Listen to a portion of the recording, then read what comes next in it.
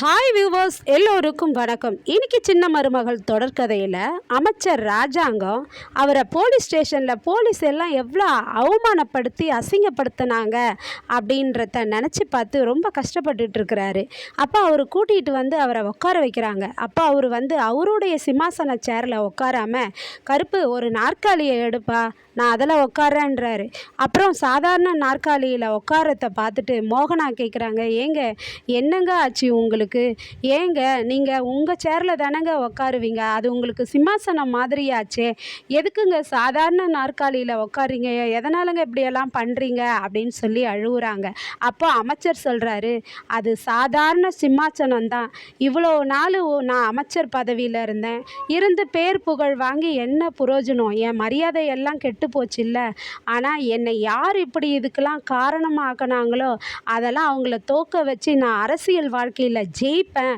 ஜெயிச்சனா தான் இனிமே அதுக்கப்புறம் தான் அந்த சேர்லேயே நான் உட்காருவேன். அது வரையும் நான் சாதாரண நாற்காலியில் தான் உட்காருவேன் அப்படின்னு சொல்கிறாரு அமைச்சர். அதுக்கப்புறமா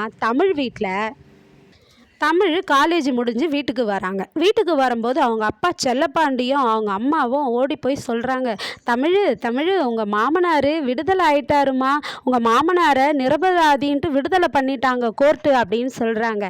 உடனே தமிழ் கம்முன்னு இருக்காங்க. அவங்க அம்மா கேட்குறாங்க, என்ன தமிழ், நான் சொல்கிறேன் நீ சைலண்ட்டாக கம்முன்னு இருக்கியேன்னு கேட்குறாங்க. அம்மா, இந்த விஷயம் ஏற்கனவே எனக்கு தெரியுமான்னு சொல்கிறாங்க தமிழ். அதுக்கப்புறம் வந்து, அம்மா இதுதாம்மா சொந்த பந்தம்னு நினைக்கிறது அப்படின்றாங்க. தமிழோட அம்மா என்ன சொல்கிறாங்கன்னா, இல்லை தமிழ், நம்ம சம்பந்தி அது மாதிரி கொலைலாம் செஞ்சுருக்க மாட்டாருன்னு நான் நம்பினேன், அந்த சாமியை வேண்டனேன், அது விடுதலை பண்ணிடுச்சு அப்படின்றாங்க. அப்போ வந்து தமிழ் சொல்கிறாங்க, அம்மா இது மாதிரி எவ்வளோ பேர் வந்து மாமா தான் கொலை பண்ணியிருப்பாருன்னு வெளியில் ஊர் முழுக்க பேசினாங்க.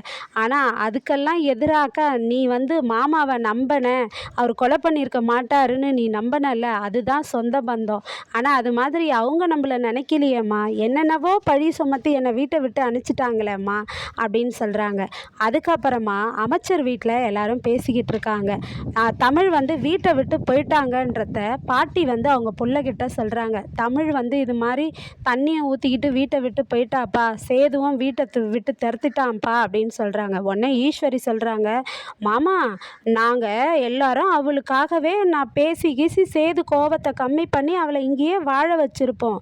ஆனால் அவள் என்னன்னா வானத்துக்கும் பூமிக்கும் தையத்தக்கன்னு குதிச்சுட்டு எவ்வளோ சண்டை போட்டுட்டு போனா தெரியுமா? அந்த பட்டிக்காட்டு சிறுக்கிக்கு இவ்வளோ திமிர் இருக்கக்கூடாது அப்படின்னு சொல்கிறாங்க. மாமா போனதுக்கு ஜெயிலுக்கு 2 முறை போனார், அதுக்கு எல்லாம் காரணம் அந்த தமிழ் தான் அப்படின்னு சொல்கிறாங்க ஈஸ்வரி. உடனே மலருக்கு கோவம் வருது. ஏன் அத்தை அது மாதிரி சொல்கிறீங்க? நீங்கள் தமிழ் மேலே பழிய போடுறீங்க. முதல் முறை மாமா ஜெயிலுக்கு போனது வந்து தாமரையினால தான் போனார், ஆனால் நீங்கள் அதை தமிழ் மேலேயே பழி போட்டுக்கிட்டு இருக்கீங்க அப்படின்னு சொல்லி கேட்குறாங்க. உடனே தாமரை உள்ளேருந்து வெளியே வந்து, ஏய் மலரு, உன்னுடைய வேலையை பார்த்துக்கிட்டு இந்த வீட்டில் நீ சும்மா இரு, அதை விட்டுட்டு தேவையில்லாத கதையெல்லாம் பேசாத, ஏன் மேலே சொல்கிற அப்படின்றாங்க. அப்போ அமைச்சர் பார்க்குறாரு. பார்த்தா தாமரையும் அவங்க தங்கச்சி சாவித்திரியும் உள்ளே இருக்காங்க. மோகனாவை கேட்குறாரு கண்ணாலேயே, இவங்க எப்போ வந்தாங்கன்னு. ஆமாங்க, நீங்கள் ஜெயிலுக்கு போயிட்ட பிறகு அவங்க உங்களை நலம் விசாரிக்கிறதுக்காக வந்தாங்க, அப்படியே இங்கேயே தங்கிட்டாங்கங்கன்னு சொல்கிறாங்க. உடனே அமைச்சர் வந்து தாமரை வாயை மூடுன்னு அதட்டுறாரு. உடனே இல்லை மாமா அப்படின்ட்டு உடனே வாயை முடிக்கிறாங்க. அப்புறம் அப்பத்தா சொல்கிறாங்க, ஐயா ராசாங்கம், நீ வந்த பிறகு இதுக்கு என்ன வாக்கு சொல்கிறேன் தாயா உன் முடிவுக்காக காத்துக்கிட்டு இருந்தேன். தமிழ் இந்த வீட்டுக்கு கொண்டு வரத்தான் என்னன்னு நீ சொல்லியா, உன்னுடைய முடிவு தாயா வேணும் அப்படின்றாங்க. அதுக்கு சேது சொல்கிறாரு, அப்பா என் வாழ்க்கையில் அவள் வேண்டாப்பா, அவளை என்னை விலகிடுங்கப்பா என்கிட்ட இருந்து அப்படின்றாரு. உடனே ராஜாங்க என்ன சொல்கிறாருன்னா, சேது என்ன முடிவெடுக்கிறானோ அதுக்கு நான் உடன்படுறேன்னு சொல்லிடுறாருங்க. சொன்னதும் எல்லாருக்கும் ஷாக் ஆகிடுது. அப்புறம் சேது போயிட்டு ஒரு மரத்தடியில் வருத்தப்பட்டுக்கிட்டு இருக்கிறாரு, கண்ணு கலங்கிட்டு. அப்போ கருப்பு வந்து கேட்குறாரு, என்ன சேது, எதுக்கு கண்ணு கலங்கிட்டு இருக்க? அப்பா தான் வெளியே வந்துட்டாரு இல்லை, எல்லாம் பிரச்சனையும் முடிஞ்சிருச்சு இல்லைன்றாரு.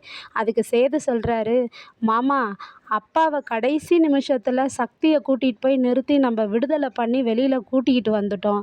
ஆனால் அது நடக்கலைன்னா என்ன ஆயிருக்கும் மாமா, அதை நினச்சா எனக்கு கஷ்டமாக இருக்குது. இருக்குது அப்படின்றாரு. சேது, இதுக்கெல்லாம் தமிழ்ச்செல்வி துப்பு கொடுத்ததுனால தான் இதெல்லாம் செய்ய முடிஞ்சுது. அந்த புள்ள வந்து ஒரு க்ளூ கொடுத்ததுனால தானப்பா நம்ம கண்டுபிடிச்சோம். அப்பா வெளியே வந்துட்டாருல்ல, அதெல்லாம் மறந்துட்டு உன் வாழ்க்கையை பற்றி நினை மாப்பிள அப்படின்றாரு. என் வாழ்க்கையை பற்றி நினைனா என்ன அர்த்தம் அப்படின்னு சொல்லி கேட்குறாரு சேது. தமிழ்ச்செல்வியை மன்னிச்சிட்டேன்னு சொல்லுப்பான்றாரு கருப்பு. என்ன மாமா பேசுகிறேன்னு கோவமாக பேசிகிட்டு இருக்கிறாரு. நாளைக்கு தமிழ்ச்செல்வியை மன்னிப்பாரா சேது? வரும் வாழ்க்கையில் அவருடைய கதையை பார்க்க ஆவலுடன் காத்திருப்போம். நன்றி, பாய்.